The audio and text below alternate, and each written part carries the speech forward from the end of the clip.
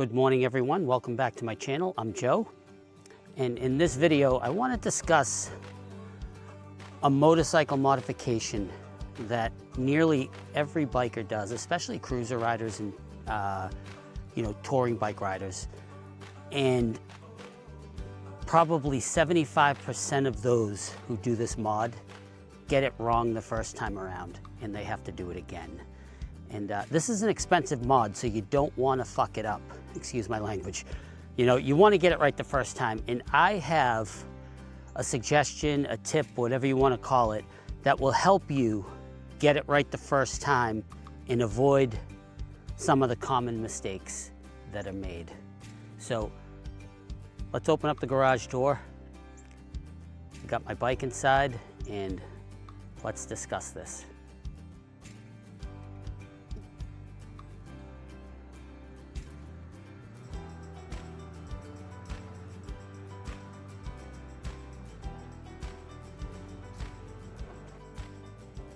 Here we are, we're focusing on the handlebars.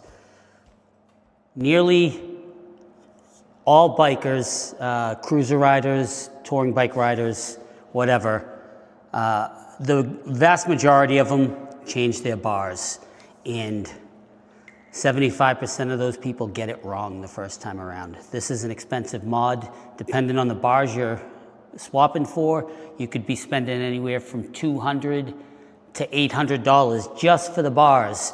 And if you're not doing the work yourself, expect to spend another $300 to $400 at your dealership having them swap the bars for you. So, this could be a if you're buying bars and having your dealer do it, this could be anywhere from a $600 to $1,200 modification to your motorcycle.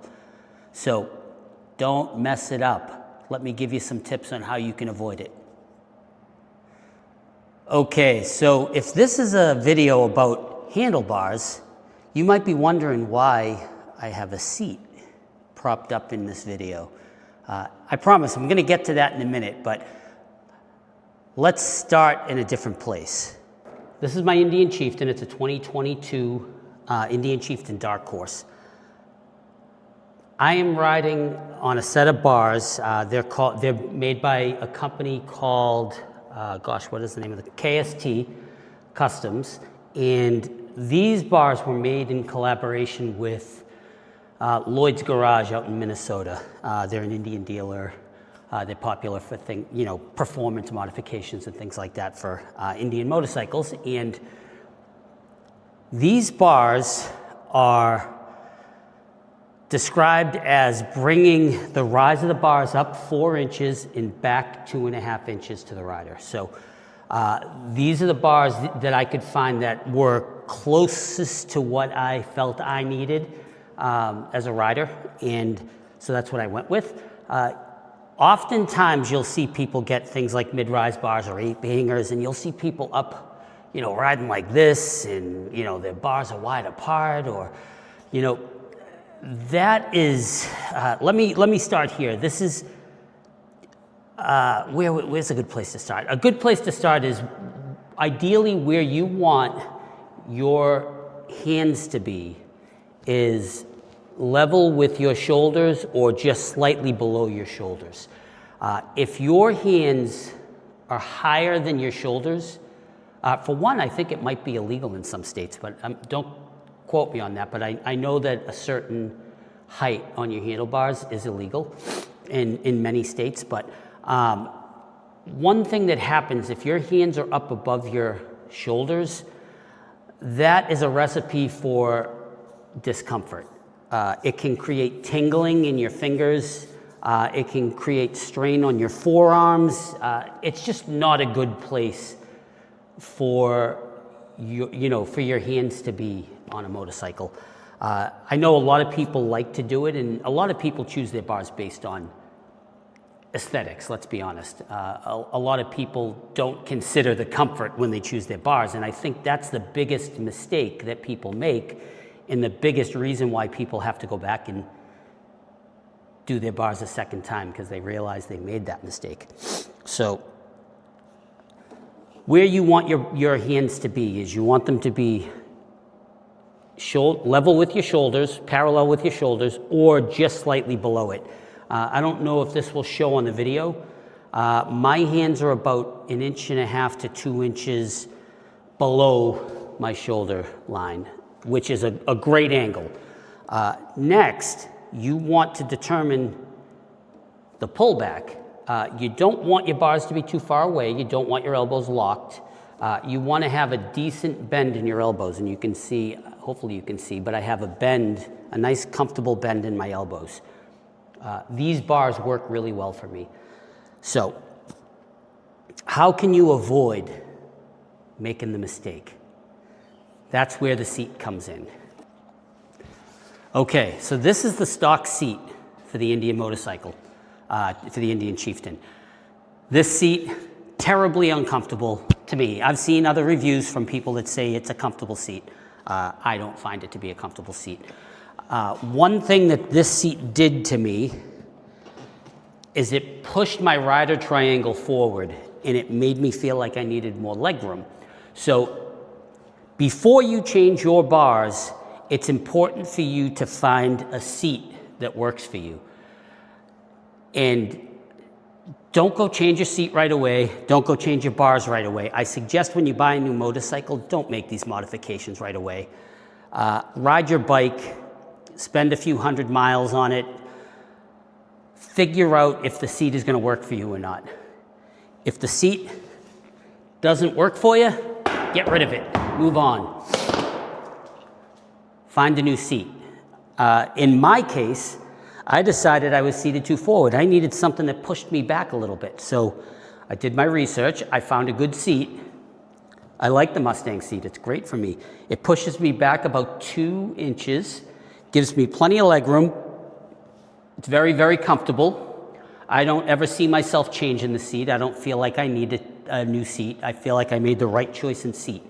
And that's the most important part in choosing a handlebar for your motorcycle, is making sure you get the seat done first. So once you have figured out that you have a good seat that gives you a good riding position and doesn't make your ass sore on long rides, because that's important, that's when you want to start looking at your handlebars. So had I been on the stock seat still, right? So this is where I'm at on this Mustang seat. If I was still on the stock seat, I'd be up like this, right? Now suddenly, these handlebars are way too close for me. I would have needed something that didn't have the pullback. In which case, the stock handlebars were probably pretty good. I could have used a little bit of a rise. And in that case, maybe I wouldn't have changed the bars. Maybe I would have just got risers and lifted it up a little bit. Or maybe I would have got the mid-rise bars, which raise the bars but don't have a pullback. I don't know. I'll never know because I'm not on the stock seat anymore. But because this seat sits me back, I know that I needed a bar that was a little bit higher and a little bit more pulled back, because it pushed me back. It pushed my rider's position back in the seat. So now I needed a bar that pulled back with it to accommodate, and compensate for that pullback in the seat. Once you find your seat, and I can't stress this enough, ride your bike, spend months riding your bike with the stock bars. Don't change it right away. Don't do it for looks. Put some miles on your bike. Even ride a whole season on the stock bars before you go and make a decision, because you don't want to F this up, man. So that is that's the only suggestion I have for you is, 2 suggestions. Find the seat that works for you, and then ride on that seat for, hundreds, if not thousands of miles. Ride a whole season, but at the very least, spend a couple months riding around on that seat. And then examine your handlebar situation. As you're riding the bike, think about what it is that would make the bars more comfortable for you. Do you feel like you need more pullback? Do you feel like you need more reach? Do you feel like you need more height? All of these things, you should be thinking about them as you're riding on your nice new comfortable seat. And then make your decision. For me, I spent 2 years riding this bike before I decided to change the bars. And it was mainly because the stock bars weren't horrible. I knew that they weren't right, but they also weren't horrible. They weren't horribly uncomfortable. But I did know that there was a little bit of rise and a little bit of pullback would have made it more comfortable for me. And so I made the right choice the first time around. So anyways, let's wrap this video up because I've probably made it too long already. Well, that's my advice to you. I've been riding for 35 years. This year is my 35th year of riding. I turned 55 next month. Holy shit, where did the time go?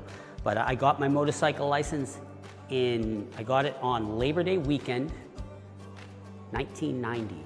I took the rider safety course. I had been riding dirt bikes and stuff as a kid as well, but as a legal motorcycle rider on the streets, I've been riding for 35 years.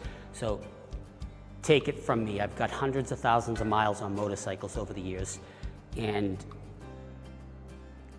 especially if you're a new rider, don't make the mistakes that many people make.